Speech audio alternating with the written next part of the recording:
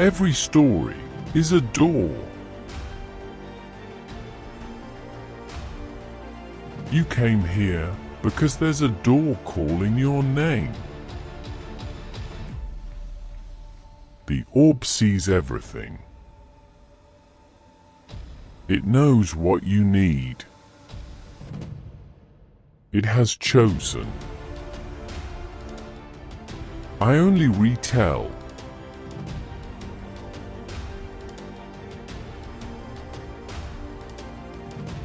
Real or fiction? I won't say. You only need to find meaning for yourself.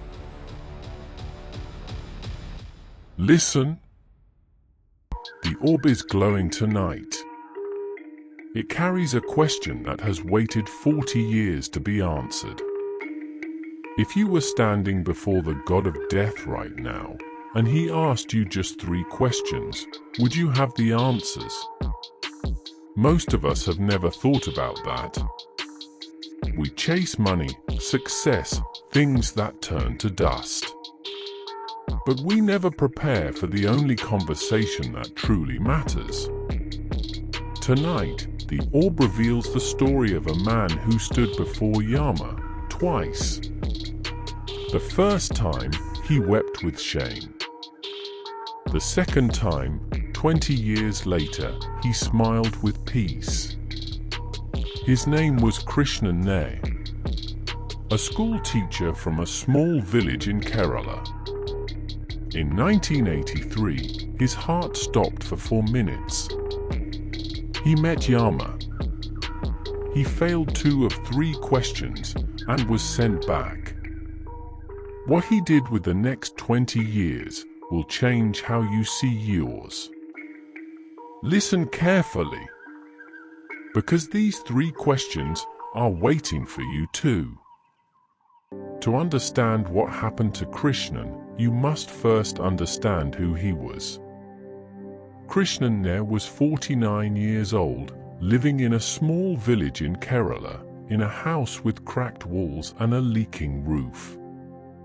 He was a school teacher, but not the kind you remember with love.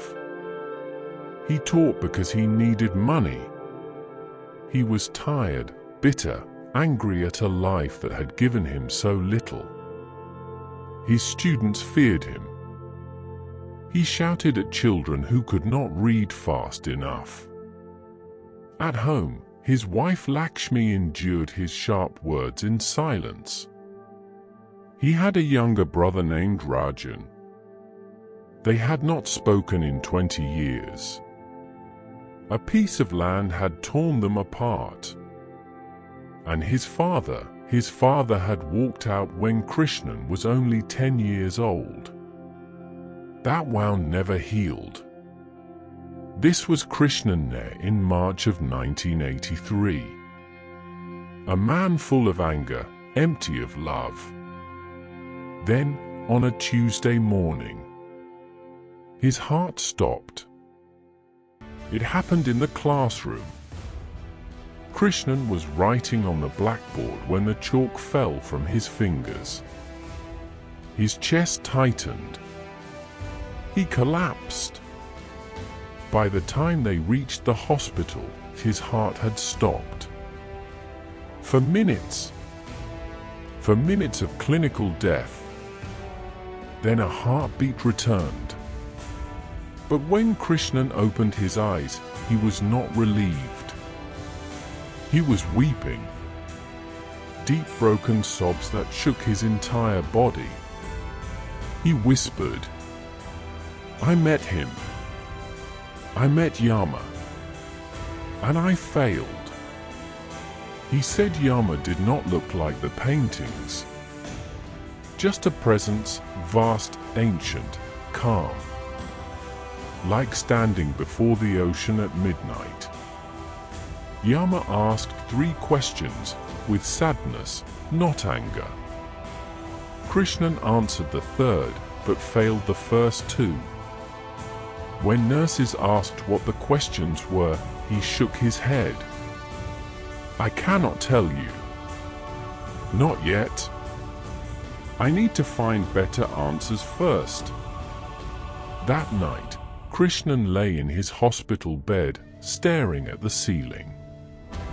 A man who had been dead, now more alive than ever before. What happened next is what makes this story extraordinary.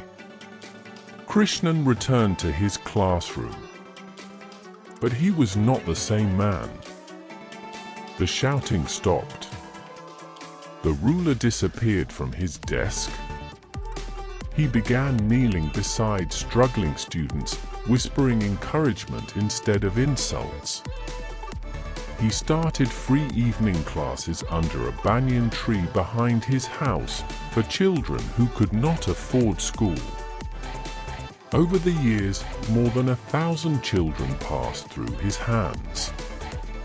At home, when Lakshmi fell ill with arthritis, Krishnan became her hands, her legs, her everything. For 15 years, he cooked her meals, carried her to the veranda each morning so she could feel the sun. He never complained. Not once. And then, the hardest thing of all. One evening, he walked 3 kilometers to his brother Rajan's house. They had not spoken in 20 years. Rajan opened the door and saw his older brother, tears in his eyes. Krishnan said only 2 words. "Forgive me." They embraced. 2 old men weeping, letting 20 years of poison drain from their hearts. Krishnan was preparing his answers. November 2003. Krishnan was 69. His body was frail, but his eyes burned with a light that had not been there 20 years ago. The second heart attack came at home. This time, the doctors could not save him. But before death took him, he called his son Arun to his bedside. And for the first time, he revealed the 3 questions of Yama. The first question: how many people smiled because you lived? In 1983, he had no answer. But now, more than 1,000 children learned from me.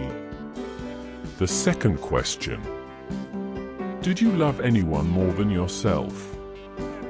In 1983, he was silent. But now, my wife. I cared for her for 15 years, more than my own pride. The third question, the one he had passed even the first time. Did you forgive someone you believed you could never forgive? In 1983, he had forgiven his father, the man who abandoned him at 10. But now he added, I also forgave my brother. And most importantly, I forgave myself. His eyes were closing, but he was smiling. Before the last breath left his body, Krishnan held his son's hand and spoke his final words. Listen to me carefully. Yama does not come to punish. He does not come to judge. He comes to remind. Those 3 questions are not designed to fail anyone. They exist to wake us up. We get 20 years, 30 years, sometimes more, to find our answers. Every single day is a chance to change what we would say.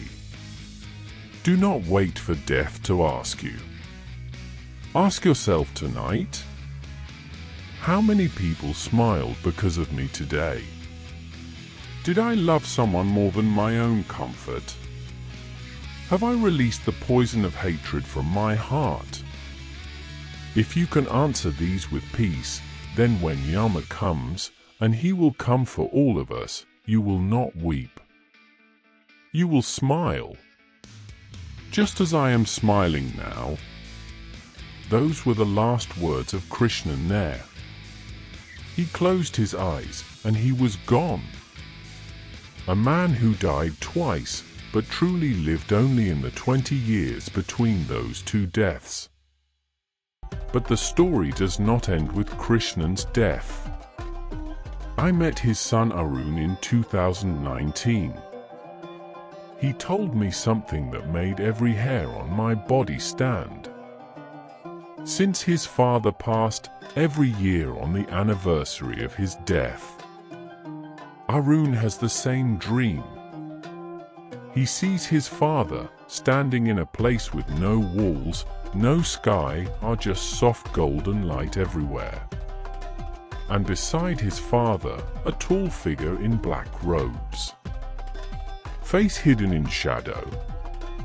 They do not speak. They do not move. They simply smile. Arun believes that figure is Yama, and the smile means his father passed. He answered all 3 questions, and Yama welcomed him, not as a judge, but as a friend. Now I ask you, if Yama stood before you tonight, how many people have smiled because you existed? Have you loved anyone more than yourself? Have you forgiven the one person you swore you never would? You do not need to answer me, but answer yourself honestly.